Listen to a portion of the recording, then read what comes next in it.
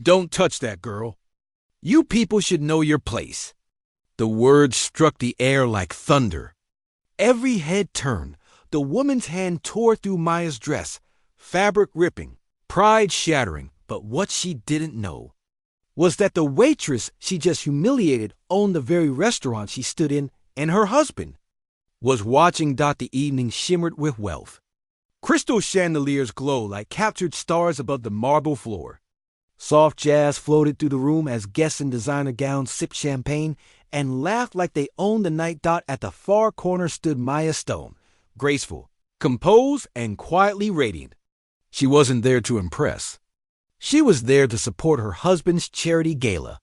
Her cream-colored dress wasn't designer. It was hand-stitched by her late mother, the kind of beauty that came from love. Not labels, but not everyone saw her that way. When a glass shattered near a crowded table, Maya instinctively bent down to help a young waitress gather the shards. Her movements were gentle, her eyes kind. Yet to some watching, kindness looked like servitude. A tall woman in a glittering diamond necklace scoffed. Her name was Vivian, and she wore her arrogance like perfume, heavy and suffocating. "Excuse me," Vivian sneered, tapping Maya's shoulder. "Could you hurry up with that? We don't have all night." Maya lifted her head slightly. "I don't." But Vivian didn't let her finish. "Typical," she said loudly, her voice cutting through the music. "They hire anyone these days. I swear, the standards have fallen." A few guests turned away, pretending not to hear. Others chuckled nervously. No one stopped her. Then in one cruel motion, Vivian reached out and tore Maya's dress. The sound echoed across the hall. A rip, sharp and final. Maya froze. Her chest tightened, breath caught halfway between pain and disbelief. The room held its breath too. A few people gasped. One woman dropped her glass. Vivian smiled, a cold, venomous curl of the lips. "Maybe now you'll remember your place," she whispered, but Maya didn't speak. She didn't cry. She simply stood there, her torn dress trembling in her hands, her dignity unbroken. Her silence filled the room louder than any words could. She'd been here before, not this place, but this feeling. That familiar sting of being judged before being known. Maya had served as a combat medic overseas. She'd carried wounded soldiers across burning sand, felt bullets slice the air above her head, and still found the strength to comfort others.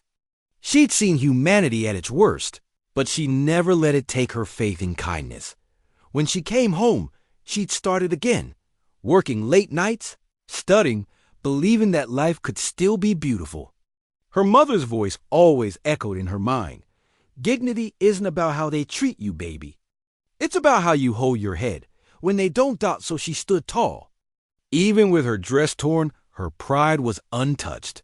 Vivian tilted her head, still smirking, enjoying the crowd's uneasy silence. "Not even going to apologize?" "I swear, manners are a lost art these days." And then a new voice cut through the tension. Calm, but dangerous. Vivian. The crowd parted. Daniel Stone, tall, sharp, composed, moved through them like a storm barely contained. His eyes, usually soft with charm, now burned with quiet fury. Every gaze followed him as he stopped beside Maya, gently taking her trembling hand. He looked at her torn dress, then at the woman still holding a piece of fabric like a trophy. "You tore my wife's dress," he said evenly, the color drained from Vivian's face. "You're your wife?" Daniel nodded, his expression unreadable. "The woman you just humiliated doesn't work here. She built this with me. Every restaurant, every event, every chance you've ever had to dine here, it exists because of her heart." No one moved. No one breathed. Vivian stammered. I didn't know." Daniel's voice dropped lower. "That's the problem. You didn't want to know." He turned to the crowd, his words deliberate, echoing across the Golden Hall. "You all saw it. You saw how easily cruelty comes when kindness wears the wrong color. You saw how silence covers cowardice. But tonight, let silence stand for something different." He took Maya's hand again and said softly, "Let it stand for dignity, One by one, the guests began to rise. Slowly at first, then all together. 100 people standing in respect. No music, no clinking glasses. Just silence, heavy, reverent, and powerful. Maya's eyes shimmered, not from pain, but from something deeper, justice wrapped in grace. She stepped forward, her voice steady. "You saw a waitress," she said quietly, "but I'm not angry. Because what you really saw was your own reflection, and I hope one day." "You don't look away." Those words hung in the air long after Vivian had been escorted out, long after the whispers had faded. That night, the world didn't just see a story of wealth or revenge. They saw a lesson in humanity. Maya didn't win by shouting or fighting back with rage. She won by standing still, by proving that silence, when held with dignity, can be louder than hate itself. Grace, she later told a reporter, isn't weakness. It's control. The ability to stay gentle in a world that wants you to break, and people remembered. That clip from the gala, her calm, her poise, the way Daniel stood beside her, went viral within hours.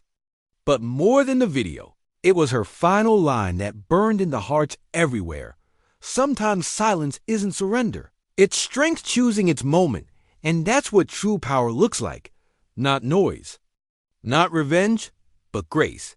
If this story touched you, comment where you're watching from and share it with someone who believes in silent strength, because respect isn't a privilege.